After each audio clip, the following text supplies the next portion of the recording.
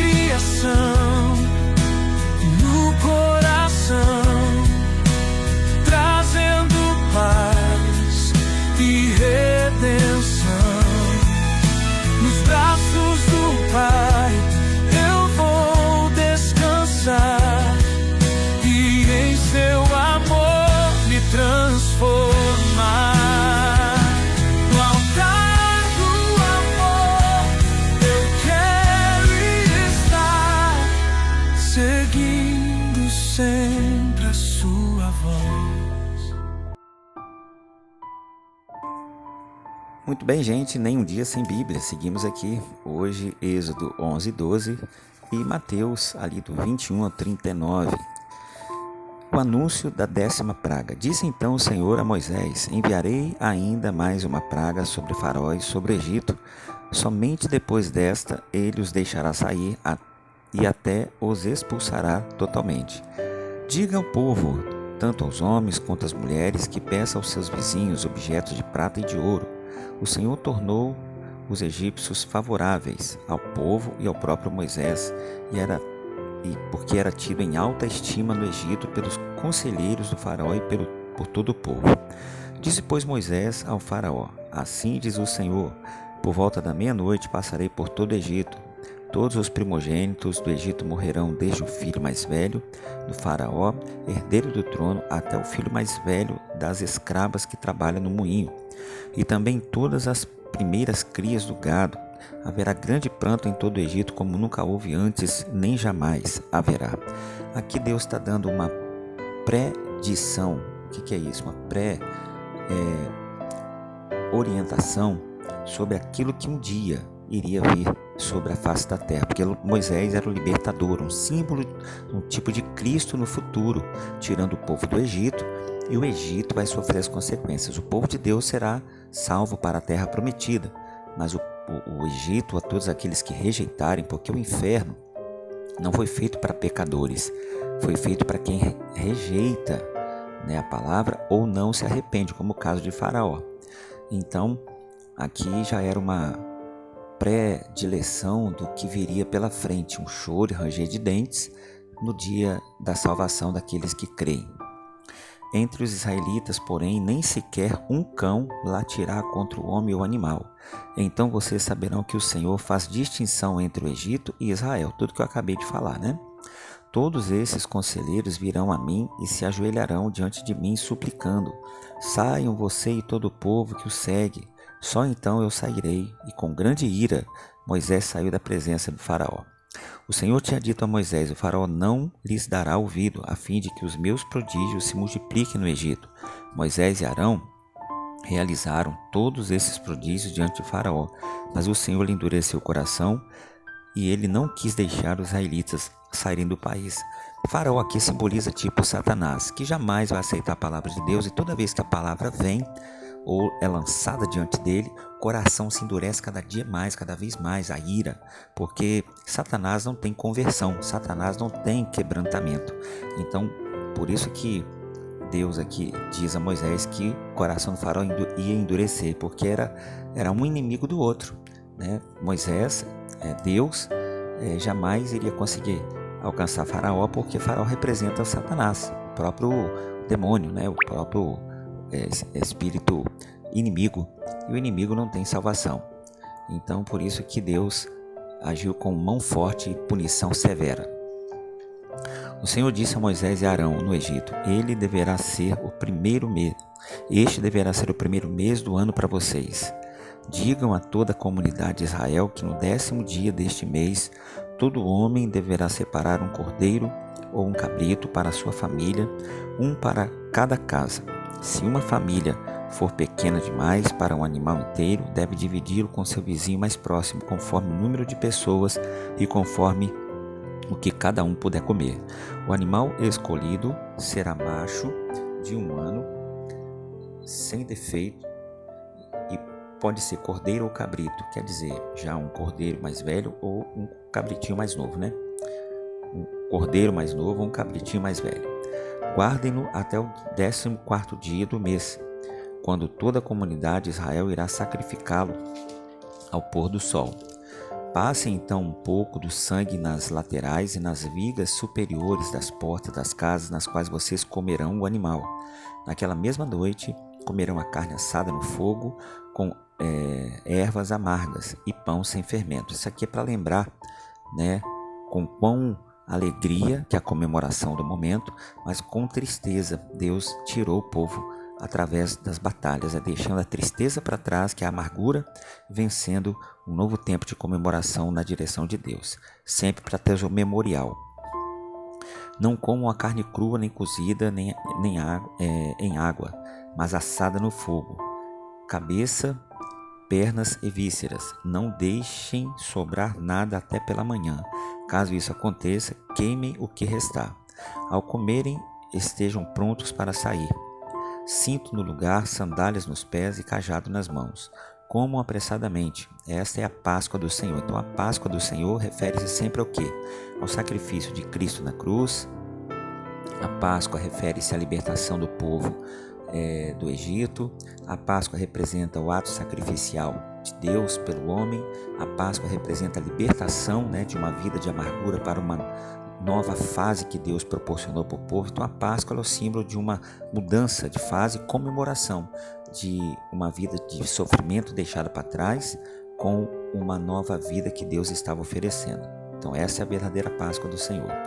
Naquela mesma noite passarei pelo Egito e matarei todos os primogênitos, tanto os homens como dos animais, e executarei juízo sobre todos os deuses do Egito. Pessoal, aqui também simboliza a nossa ceia, que é a nossa comemoração, Tanto aqui em Êxodo, quanto lá em Apocalipse, na árvore dos 12 frutos, que se comeria um fruto mensalmente. Então aí foi a instituição da nossa ceia. É claro que a ceia também simboliza aquele momento de Jesus se despedindo do povo. Então é um momento de despedida, Você deixando uma vida antiga para se preparar para uma vida nova. Por isso que nós tomamos uma ceia todo mês. Cada mês deixando mais e mais de uma vida antiga para trás e nos preparando cada vez mais para uma vida nova com Deus. Verso 13. O sangue será um sinal para indicar as casas em que vocês estiverem. O sangue de Cristo sobre nós e sobre nossas casas, Quando eu vir o sangue, passarei adiante. A praga de destruição não os atingirá quando eu ferir o Egito. Este dia será um memorial que vocês e todos os seus descendentes celebrarão como festa ao Senhor, tá vendo? É o memorial do sangue. Seja o sangue de Cristo na cruz, aqui no caso, o cordeiro sacrificado em favor do povo, Nos umbrais das portas, simbolizando a proteção da presença de Deus na casa daquele que crê. Este dia será um memorial. Aqui nós já lemos e tal. Celebrem-no como decreto perpétuo. Perpétuo quer dizer eterno, Nós vamos celebrar aqui, enquanto estivermos na terra, e vamos celebrar no céu eternamente.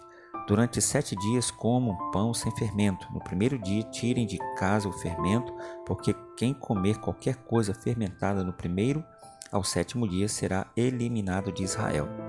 Convoquem uma reunião santa no primeiro dia e outra no 7º dia. Não façam nenhum trabalho. Por isso que a gente faz a primícia, tá vendo, pessoal? A primícia e a Santa Ceia no 2º domingo, simbolizando ali os 2 atos proféticos, que nem sempre no nosso calendário, naquele tempo sim, mas hoje no nosso calendário, nós não conseguimos fazer os domingos, os dias caírem exatamente de 7 em 7, apesar de ser 7 em 7. Mas geralmente o primeiro domingo e o 2º domingo simbolizam exatamente isso aqui. É o primeiro dia de consagração, primícia, e o ato da Santa Ceia no 2º domingo, 7 dias depois. Não façam nenhum trabalho nesses dias, exceto o da preparação da comida para todos, que é o domingo, que é o dia do Senhor, É só o que poderão fazer. E ainda, infelizmente, por muitas pessoas não entenderem, faltam a Santa Ceia, ignoram a Semana da Primícia. Que você que está lendo a Bíblia comigo comece a aprender o que você não sabia e praticar o que você não praticava. Isso vai abençoar muito a sua vida e sua casa. Celebrem a festa dos pães sem fermento, porque foi nesse mesmo dia que eu tirei os exércitos de vocês do Egito. Celebrem esse dia como decreto perpétuo, eterno, por todas as suas gerações. Quer dizer, não foi uma coisa para aquele tempo, é para mim hoje, para todas as gerações. No primeiro mês, comam pão sem fermento, desde entardecer do 14º dia até o entardecer do 21º. Durante 7 dias vocês não deverão ter fermento em casa. Quem comer qualquer coisa fermentada será eliminado da comunidade de Israel, seja estrangeiro, seja natural da terra. Não comam nada fermentado. Onde quer que morarem, comam apenas pão sem fermento.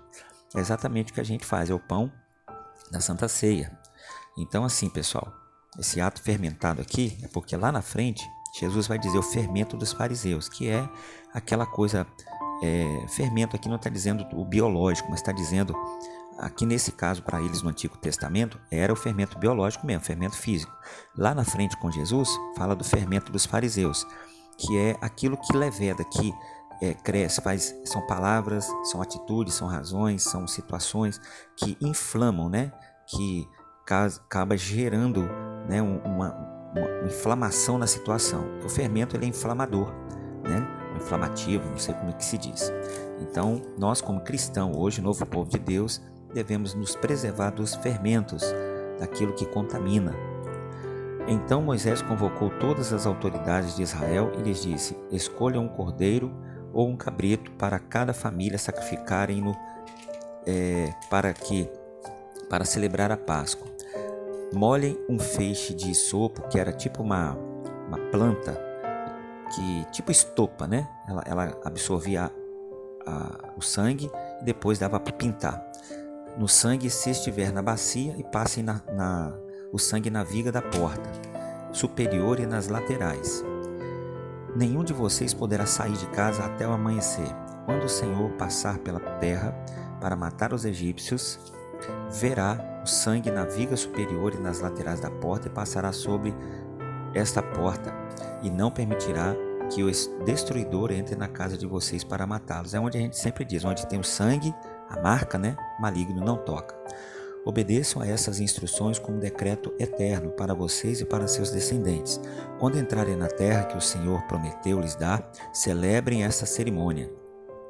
Quando seus filhos lhe perguntarem o que significa esta cerimônia, respondam-lhe: é o sacrifício da Páscoa do Senhor, que passou sobre as casas dos israelitas no Egito e poupou nossas casas quando matou os egípcios. Então o povo curvou-se em adoração. Depois os israelitas se retiraram e fizeram conforme o Senhor tinha ordenado a Moisés e Arão. Então, à meia-noite, o Senhor matou todos os primogênitos do Egito, desde o filho mais velho do faraó, herdeiro do trono, até o filho mais velho do primogênito que estava no calabouço, do prisioneiro que estava no calabouço, e também todas as primeiras crias de gado. No meio da noite, o faraó, todos os seus conselheiros e todos os egípcios se levantaram, e houve grande pranto no Egito, pois não havia casa que não tivesse um morto. Naquela mesma noite, o faraó mandou chamar Moisés e Arão e lhes disse: saiam imediatamente no meio do meu povo. Vocês e os israelitas vão prestar culto ao Senhor como vocês pediram. Levem os seus rebanhos, como tinham dito, e abençoe a mim também. Aqui nós vemos claramente, pessoal, pessoas que precisam primeiro perder para depois obedecer, se dar mal para depois começar a se dar bem. Se ele tivesse atendido o primeiro pedido de Moisés, ele estaria com seu filho, o Egito não teria sido devastado. Mas a dureza de coração, o orgulho de muitas pessoas fazem com que as circunstâncias piorem para ela mesma. Ela cata com as mãos problemas e depois que a coisa dá uma situação difícil, arruinada, ela começa a buscar ajuda ou aceita ajuda para poder melhorar. Que a gente consiga sempre estar atento e vigilante para não precisar perder para ganhar e nem se dar mal para poder se dar bem. Que a gente atente o que o Senhor diz todos os dias para que a gente possa impedir o máximo possível de consequências ruins sobre nós e alcançar o máximo possível de consequências boas que vêm do Senhor. Os egípcios pressionavam o povo para que se apressassem em sair do país, dizendo: todos nós morreremos. Então o povo tomou a massa de pão ainda sem fermento e carregou nos ombros, mas as amassadeiras embrulhadas em suas roupas. Os israelitas obedeceram à ordem de Moisés e pediram aos egípcios objetos de prata e de ouro, bem como roupas. O Senhor concedeu ao povo uma disposição favorável da parte dos egípcios, de modo que lhes davam o que pedirem. Assim eles despojavam os egípcios. Os israelitas foram de Ramsés até Sucote. Havia cerca de 600.000 homens a pé, além de mulheres e crianças. Grande multidão de estrangeiros de todo tipo surgiu seguiu com eles, além de grandes rebanhos, tanto de bois como de ovelhas e cabras. Com a massa que havia trazido do Egito, fizeram pães sem fermento. A massa não tinha fermento, pois eles foram expulsos do Egito e não tiveram tempo de preparar comida. Ora, o período que os israelitas viveram no Egito foi de 430 anos. No dia em que se completaram os 430 anos, todos os exércitos do Senhor saíram do Egito, assim como o Senhor passou em vigília aquela noite para tirar do Egito os israelitas. Esses também deveriam passar em vigília essa noite para honrar o Senhor por todas as gerações. Quer dizer, aqui nasceu as vigílias, uma vigília a cada uma vez por ano, uma vez a cada 3 meses, enfim, pelo menos uma vigília por ano. Hoje não se faz mais vigília, né, gente? Mas a ordem é de gerações em gerações. Disse o Senhor Moisés e Arão: estas são as leis da Páscoa. Nenhum estrangeiro poderá comê-la. O escravo comprado poderá comer da Páscoa depois de circuncidado, mas o residente temporário e o trabalhador contratado dela não comerão. Vocês a comerão numa só casa. Não levem nenhum pedaço de carne para fora da casa, nem quebrem nenhum dos ossos. Toda a comunidade de Israel terá que celebrar a Páscoa. Naquele tempo, por ser Antigo Testamento, comemoravam comendo cordeiro, comendo cordeiro. Por isso que daqui nasceu uma mensagem que eu preguei há muito tempo, que não adianta ter o sangue do cordeiro se o cordeiro não entrar primeiro para dentro. Então, primeiro a gente absorve, come o cordeiro, bota o cordeiro para dentro. Depois a gente utiliza do sangue na porta. Isso para nós hoje é a carne de Cristo, que Ele mesmo declarou que essa é a minha carne, esse é o meu corpo. Então hoje nós não comemos pedaço de carne, mas comemos o corpo de Cristo, que simboliza o pão. Naquele tempo eles matavam cordeiro mesmo. Então tudo isso tem que ser explicado. E qualquer estrangeiro, residente, por que a Santa Ceia não pode servir para todo mundo? Porque o estrangeiro, aquele que ainda não é convertido, aquele que não é salvo, aquele que não é novo nascido, esse é estrangeiro à luz de Deus, Ele é de outro povo. Então a Páscoa é para o povo de Deus, que é a ceia, que é celebrar o corpo e o sangue do cordeiro. 49. A mesma lei se aplicará ao natural da terra e ao estrangeiro residente. Todos os israelitas fizeram conforme o Senhor tinha ordenado a Moisés e Arão. No mesmo dia, o Senhor tirou os israelitas do Egito, organizados segundo cada divisão. Mateus capítulo 15, verso 21 ao 39. Uma mulher cananeia demonstra fé. Saindo naquele lugar, Jesus retirou-se para a região de Tiro e Sidom. Uma mulher cananeia natural dali veio a ele, gritando: Senhor, filho de Davi, tem misericórdia de mim. Minha filha está endemoniada e está sofrendo muito. Mas Jesus não lhe respondeu palavra. Então seus discípulos se aproximaram dele e lhe pediram: manda-a embora, pois vem gritando atrás de nós. Ele respondeu: eu fui enviado apenas às ovelhas perdidas da casa de Israel. A mulher veio, adorou-o de joelhos e disse: Senhor, ajuda-me. Ele respondeu: não é certo tirar o pão dos filhos e lançá-lo aos cachorrinhos. Disse ela, porém: sim, Senhor, mas até os cachorrinhos comem da migalha que cai da mesa dos seus senhores. Jesus respondeu: mulher, grande é a tua fé, seja conforme você deseja. E naquele mesma noite ou mesmo instante, a sua filha ficou curada. Aqui Jesus nos dá uma lição. Ele estava aqui cumprindo primeiro protocolos, organizações. Vamos dizer assim, estava debaixo de hierarquias, e muita gente hoje ignora as hierarquias, achando que é coisa de pastor, coisa de igreja. Aqui Jesus dá a direção. Ele veio para curar, ele veio para salvar, mas existe uma mulher aflita, mas ele mandou embora. Ele falou assim: não vou te atender. Se fosse hoje, seria assim, uma ignorância, Só que ele tinha uma hierarquia. Primeiro ele veio para o povo de Israel, as ovelhas perdidas de Israel. Depois seriam os gentios. Ainda não era chegada a hora, mas a fé dessa mulher mudou o sentido da fila, vamos dizer assim, Existe uma fila para ser atendido às necessidades em ordem. Mas Jesus mudou a fila, porque Deus é Deus, Ele faz o que Ele quer, a hora que Ele quiser, depende da nossa fé. Jesus saiu dali e foi para a beira do mar da Galileia. Depois subiu a um monte e se assentou. Uma grande multidão dirigiu-se a ele, levando-lhe os mancos, os aleijados, os cegos, os mudos e muitos outros, e colocaram aos pés dele, e ele os curou. O povo ficou admirado quando viu os mancos, os mudos falando, os aleijados curados, os mancos andando e os cegos vendo, e louvaram o Deus de Israel. Jesus chamou os seus discípulos e disse: tenho compaixão desta multidão, Já faz 3 dias que eles estão comigo e nada têm para comer. Não quero mandá-los embora com fome, porque podem desfalecer no caminho. Os seus discípulos responderam: onde poderíamos comprar, neste lugar deserto, pão suficiente para alimentar essa gente? Quantos pães vocês têm? Perguntou Jesus. E alguém respondeu ele: 7, e alguns peixinhos. Porque nesse caso os discípulos tinham, porque eles eram pescadores e levavam consigo mantimentos. Aqui foi os discípulos, a segunda multiplicação dos pães, tá, gente? 7, porque são provavelmente sobra da primeira, viu? Não tem essa afirmação, mas nós entendemos que se a primeira não tinha, sobrou 12 cestos cheios, cada um é um discípulo, 12 cestos, um para cada. Aqui sobrou 7 pães e alguns peixinhos, não falou, né, quantidade. Então era a sobra da primeira. Ele ordenou a multidão que se assentasse no chão. Depois de tomar 7 pães e peixes e dar graças a Deus, partiu-os e entregou aos discípulos, e os discípulos à multidão. Todos comeram cheios de pedaços, todos comeram até se fartar, e ajuntaram 7 cestos de pedaços que sobraram. Os que comeram foram 4.000 homens, sem contar mulheres e crianças. E havendo despedido a multidão, Jesus entrou no barco e foi para a região de Magadã.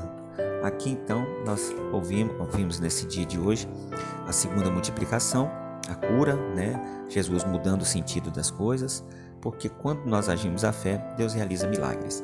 Beijo no coração, Deus abençoe e até amanhã, gente.